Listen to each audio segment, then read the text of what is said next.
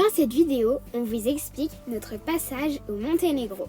Nous avons roulé dans la baie de Kotor, nous sommes montés dans les montagnes Alipa, proche du parc national de Lovćen, nous nous sommes arrêtés à Petrovac et nous avons passé quelques jours au bord du lac Skadar.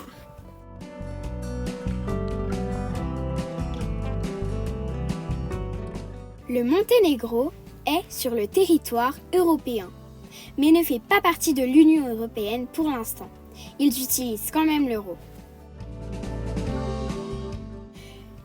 Le nom Monténégro signifie montagne noire, car ce pays a beaucoup de montagnes. Il est aussi au bord de la mer Adriatique. On y parle le monténégrin, une langue proche du serbe. Il y a environ 600 000 habitants dans ce pays. La capitale du pays est Podgorica, c'est la plus grande ville du pays. Il y a beaucoup de travaux au Monténégro. Ils sont en train de construire des routes et beaucoup d'hôtels sur la côte. Les règles de sécurité, ils sont pas comme chez nous. Nous avons roulé dans les Bouches de Kotor, sur une route qui borde la mer et qui est au pied des montagnes.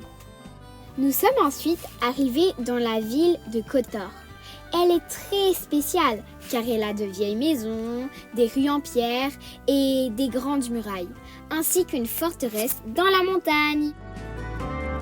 Comme elle est très belle et ancienne, elle est protégée par l'UNESCO.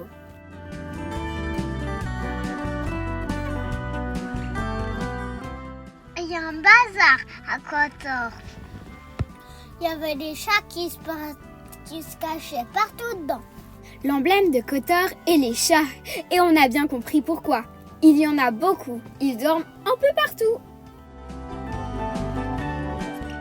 Il y a des bateaux de croisière qui y viennent tous les jours. Si l'on peut, il vaut mieux visiter la ville le soir. Il y a moins de monde. Et c'est magnifique de voir la muraille illuminée.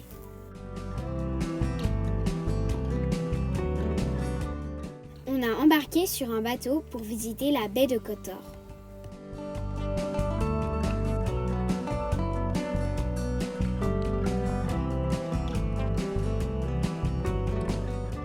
On a pu visiter une petite île appelée Notre-Dame de Roche, où une église y a été construite.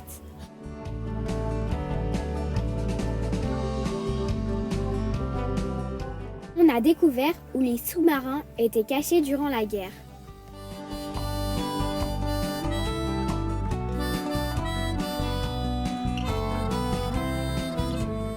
On est ensuite sorti de la baie de Kotor pour voir l'île de Mamoula, où trône une forteresse qui a servi de prison. Maintenant, la forteresse est utilisée pour un hôtel-casino. Ensuite, on est allé dans la Blue Cave, une grotte où l'eau est incroyablement bleue.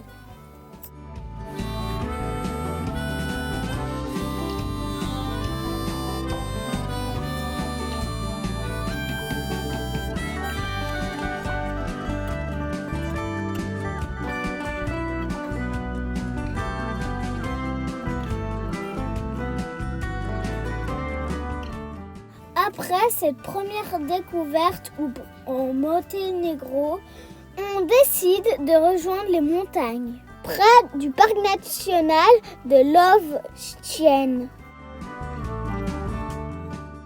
On trouve un endroit parfait pour passer la nuit et partir marcher.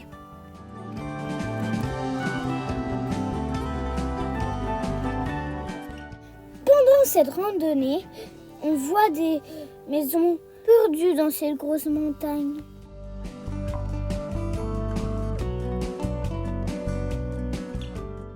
On a vu des chênes avec des drôles de choses qui poussaient dessus. On a fait quelques recherches sur internet. On a compris que c'était à cause d'une maladie, la gale du chêne. Si quelqu'un connaît le sujet et veut en dire plus en commentaire, c'est volontiers. On a vu aussi beaucoup de petites fleurs violettes. Ça s'appelle des cyclamènes de Naples. Il y avait aussi de la sauge sauvage. Non, de la sauge sauvage. C'est vraiment pas facile à dire, mais ça sent très bon. Il y avait des bébés chiens en plus et ils étaient trop mignons. Moi, je voulais prendre avec, mais mes parents, ils étaient pas d'accord. Après cette jolie marche, on a savouré la vue.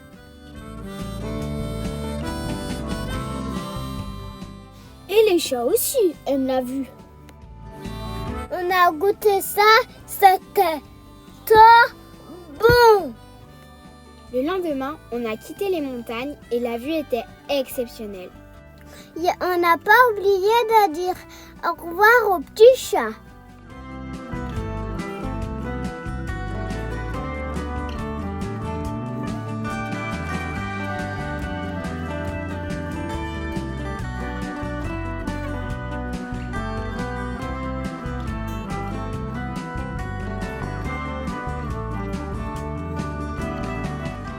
On a longé la côte, on a vu la presqu'île de Sveti Stefan et on s'est arrêté à Petrovac pour se baigner et lancer des cailloux dans l'eau.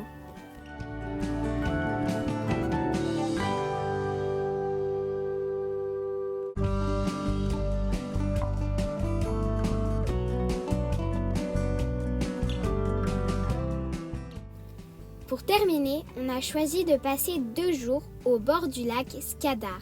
C'est le lac le plus grand d'Europe du Sud.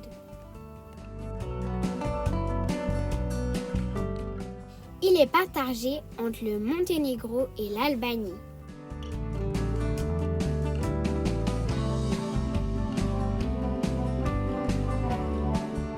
On a eu la chance de passer une matinée sur le lac avec notre hôte.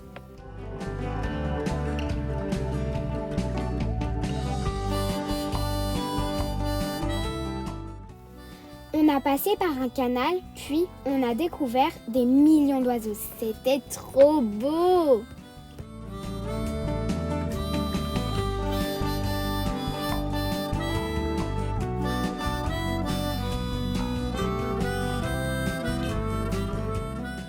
En plus, on avait l'impression de voir double, car tout se reflétait dans le lac.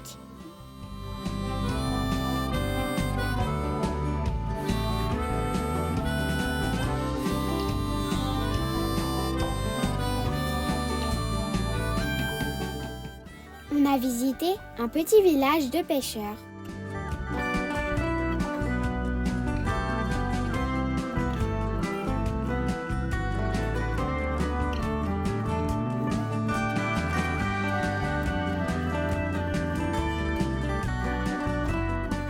Sur le lac Skadar, on peut voir des nénuphars, environ 260 espèces d'oiseaux différents et surtout des pélicans frisés. C'est une espèce de pélican considérée comme l'une des plus grandes et des plus lourdes au monde. Et le lac Skadar est le dernier refuge de cette espèce sur le continent européen. Le pélican frisé peut avoir une envergure de plus de 3 mètres, un poids de 11 à 15 kg et se distingue par de longues plumes bouclées sur la tête et des plumes noires à l'extrémité de ses ailes.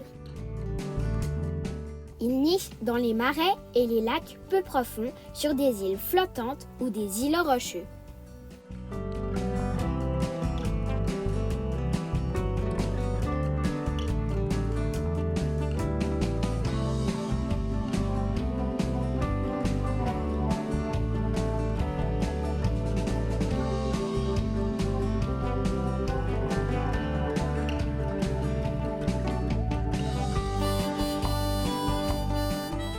Il faisait froid, mais le spectacle était tellement magique et magnifique qu'on s'en fichait.